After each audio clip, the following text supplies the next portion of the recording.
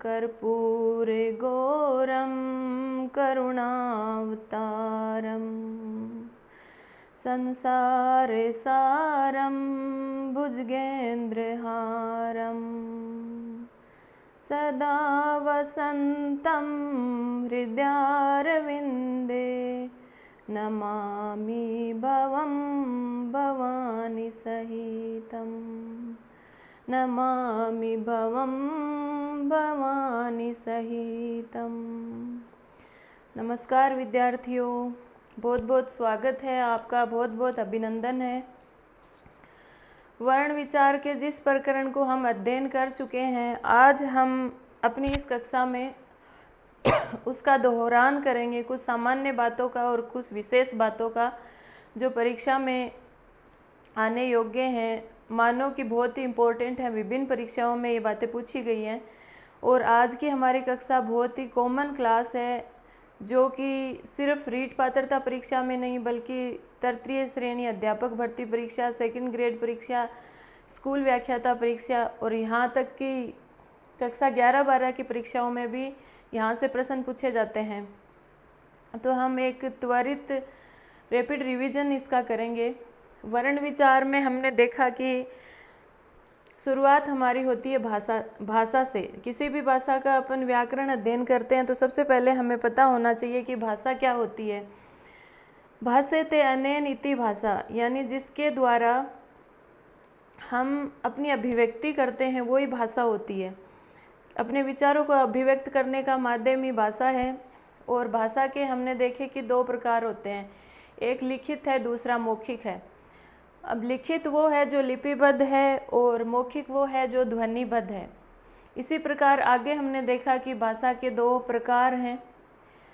भाषा के दो प्रकार लिखित और मौखिक हो गए। और फिर भाषा के दो रूप हमने देखे, एक साहित्य है, दूसरा व्याकरण है। साहित्य होता है जो कि मतलब लोगों की भलाई के लिए लिखा जाए, हितेन युक्तम साहित्यम, जो हित साधता है वो साहित्य है। और व्याकरण जो हमें नियमों का ज्ञान कराए, शुद्धता का ज्ञान कराए, वो व्याकरण होता है। व्याकरण में ही हम आगे जाके वर्णमाला पढ़ते हैं। तो व्याकरण क्या होता है? जो नियमों का ज्ञान कराए, शुद्धता का ज्ञान कराए। अब व्याकरण भी दो प्रकार की होती है, एक वैदिक व्याकरण, दूसरी लौकिक व्याकरण। वैदिक व्याकरण जो होती है वो वेदों में, वैदिक मंत्रों में जो नियमों का ज्ञान कराए वो वैदिक व्याकरण है। और जो लौकिक व्याकरण वो है जो हमारे सामान्य अध्ययन में जो काम आती है, वो लौकिक व्याकरण है। लौकिक व्याकरण में हमने बात की थी कि लौकिक व्याकरण की दो परंपराएं हैं, एक पारस्पत्य, दूसरी माहेश्वरी। पारस्पत्य परंपरा में हमने देखा था कि व्याकरण के आदि जो प्रवक्ता है वो ब्रह्मा को माना जाता है। ब्रह्मा ने इसका ज्ञान बृहस्पति को दिया, बृहस्पति ने इंद्र को दिया, इंद्र ने ऋषियों को दिया। तो जो सबसे आदि प्रवक्ता है व्याकरण का वो ब्रह्मा को माना जाता है। और जो आदि वैयाकरण है, सबसे प्रथम वैयाकरण है, वो इंद्र को माना जाता है। पारस्पत्य व्याकरण कठिन व्याकरण है, जो जिस पर कातंत्र व्याकरण का प्रभाव है, इसलिए हम इसका अध्ययन नहीं करते हैं। वर्तमान में हम जिस परंपरा का अध्ययन कर रहे हैं वो माहेश्वर व्याकरण है। और माहेश्वर परंपरा जो है उसमें व्याकरण के आदि प्रवक्ता हमने पढ़ा था कि शिव को माना जाता है। और शिव ने जिस व्याकरण का प्रवर्तन किया था उसके अनुयायी थे, समर्थक थे हमारे त्रिमुनि। और त्रिमुनि का प्रश्न बहुत बार परीक्षा में आ जाता है कि त्रिमुनि में किसकी गणना नहीं की जाती है या की जाती है। तो हमारे त्रिमुनि, व्याकरण के त्रिमुनि हैं पाणिनि, कात्यायन, पतंजलि, जिसमें कात्यायन को वररुचि भी कहते हैं, पाणिनि को सूत्रकार कहते हैं, कात्यायन या वररुचि को वार्तिककार कहते हैं और पतंजलि को भाष्यकार कहते हैं। पाणिनि की रचना का नाम अष्टाध्यायी है, कात्यायन या वररुचि की रचना का नाम वार्तिक माला है और पतंजलि की रचना का नाम महाभाष्य है। पाणिनि सबसे इम्पोर्टेंट है। इनकी माता का नाम दाक्षी, पिता का नाम पणिन और गुरु का नाम उपवर्ष था। कात्यायन के बारे में हमेशा जो प्रश्न आता है वो यही है कि वार्तिककार कौन माने जाते हैं, तो वररुचि या कात्यायन।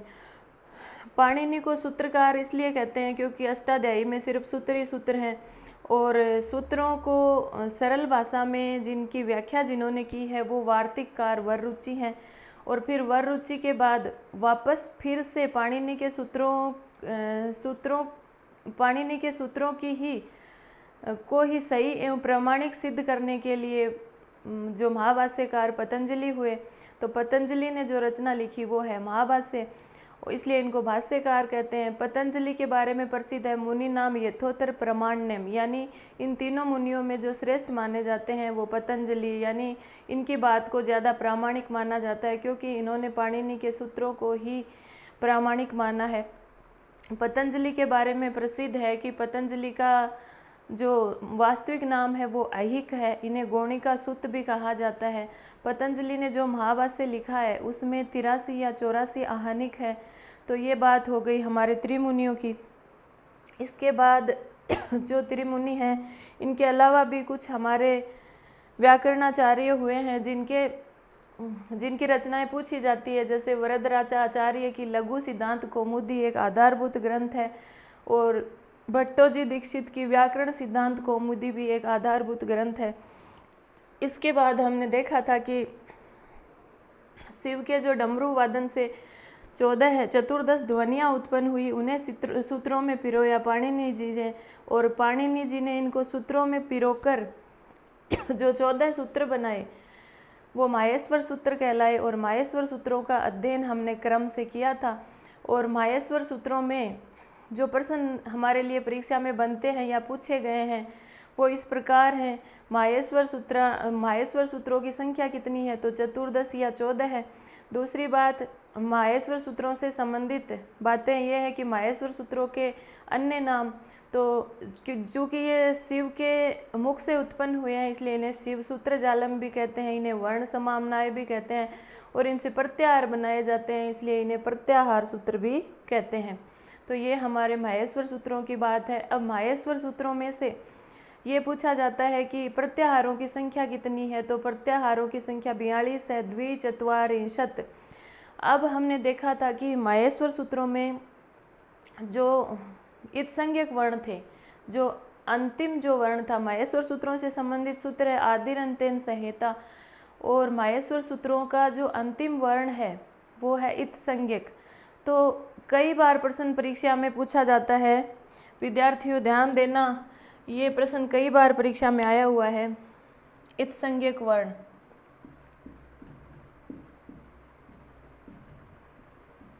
माहेश्वर सूत्रों में इत्संज्ञक वर्ण कितने हैं?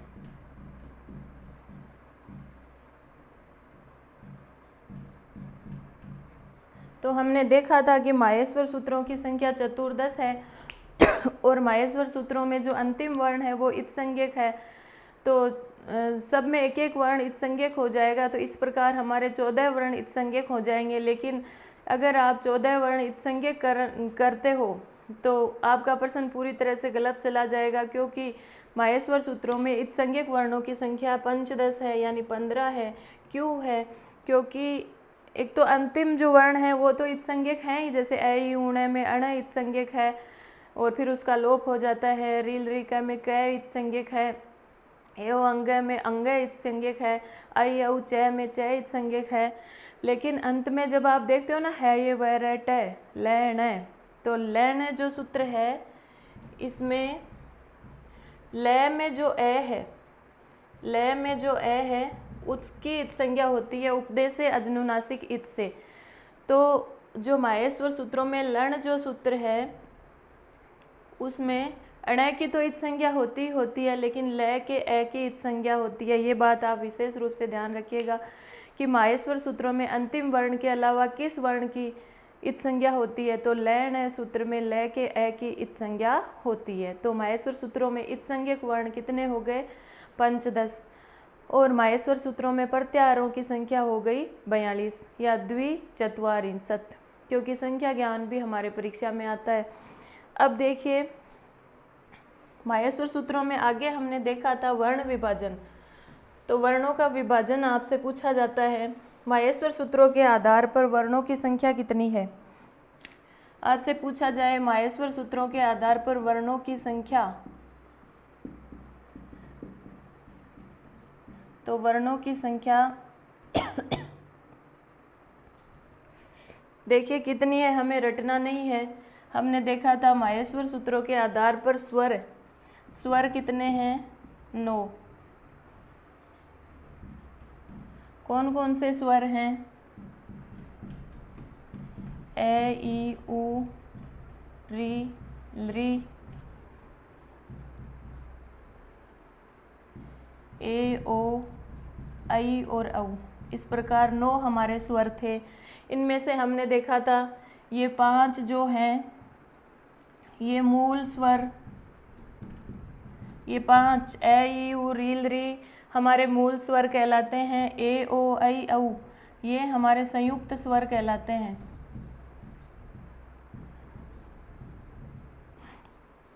इस प्रकार माहेश्वर सूत्रों के आधार पर स्वरों की संख्या आपसे पूछी जाए तो 9 है। दूसरी बात यह है कि सामान्य रूप से हम व्याकरण में स्वरों की संख्या 13 मानते हैं। 13 क्यों मानते हैं?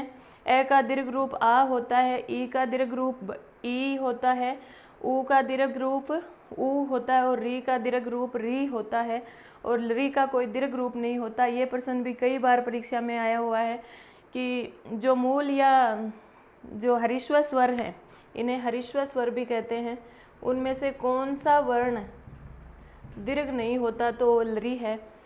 और संयुक्त स्वर जो हैं वो ए, ओ, आई, औ हैं, क्योंकि ये 2 वर्णों से मिलकर बने होते हैं। तो आप देखेंगे कि ए से आ बन जाएगा, ई से बड़ी ई, उ से बड़ा उ और री से बड़ा री और लृ का दीर्घ रूप नहीं है। तो ये 9 हैं।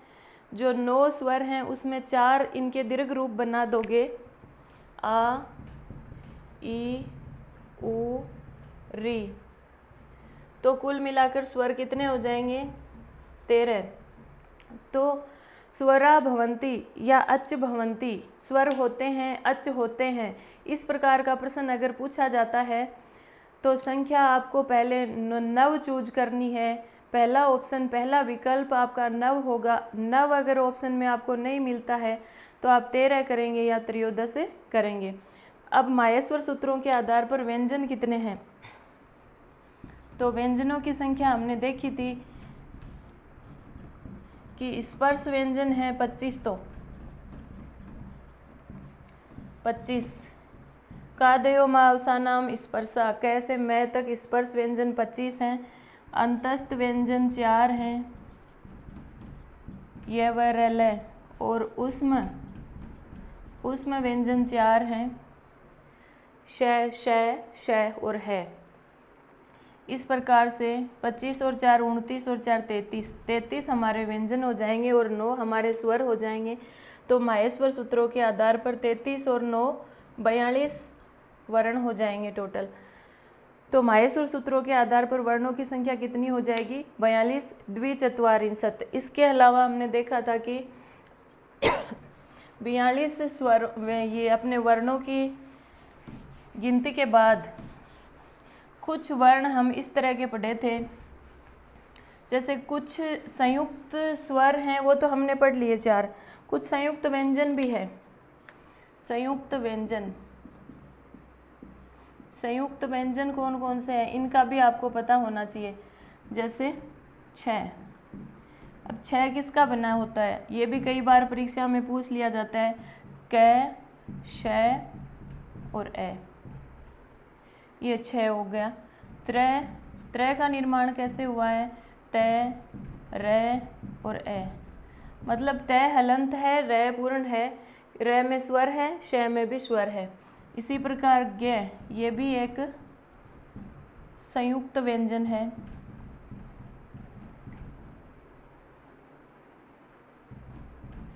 इसी प्रकार श्रय, इनकी उत्पत्ति भी पूछी जाती है बच्चों।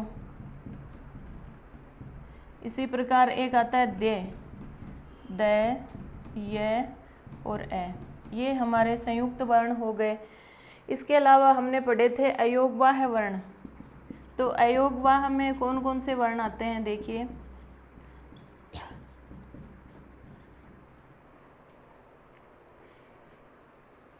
अयोवाग में हमने देखा था कि अनुस्वार, विसर्ग,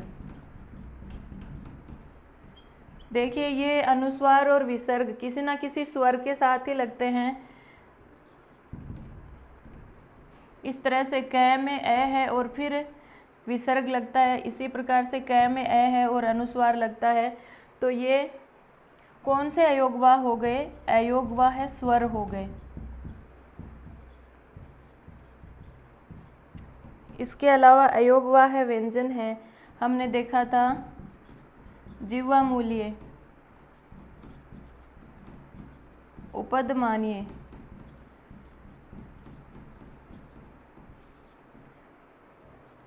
ये जिह्वा मूल्य है, अर्ध विसर्ग, और ये उपदमानीय है। ये वो वर्ण हैं जो ना तो स्वर है ना ही व्यंजन है, इन्हें अयोगवा है वर्ण कहते हैं। तो ये अयोगवा है व्यंजन हो गए। और इसके अलावा 4 यम वर्ण हैं जिन्हें भी अयोगवा है वर्ण माना जाता है, अयोगवा है व्यंजन माना जाता है। वो है, देखिए इस तरह से क को लिखा जाता है, इस तरह से ख को लिखा जाता है, इस तरह से ग को लिखा जाता है और इस तरह से घ को लिखा जाता है। 2 बार अगर हलंत क, ख, ग और घ आए और इनके बाद कोई भी पंचम, किसी भी वर्ग का पंचम वर्ण आए, जैसे देखिए ये शब्द है, ये पंचम वर्ण आ गया, तो ये जो क है ये अयोगवा है वर्ण कहलाएगा। इसी तरह ख, ये पंचम वर्ण आ गया, तो ये बाद वाला जो ख है ये अयोगवा है वर्ण कहलाएगा, यम वर्ण कहलाएगा अयोगवा में। इसी तरह ये बाद वाला जो ग है वो अयोगवा है, यानी यम वर्ण कहलाएगा। और